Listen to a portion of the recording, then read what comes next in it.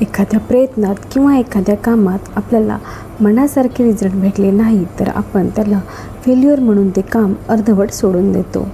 पण या उलट जेव्हा आपण त्या फेल्युअरला एक फीडबॅक समजतो तेव्हा आपण त्यातनं शिकत राहतो.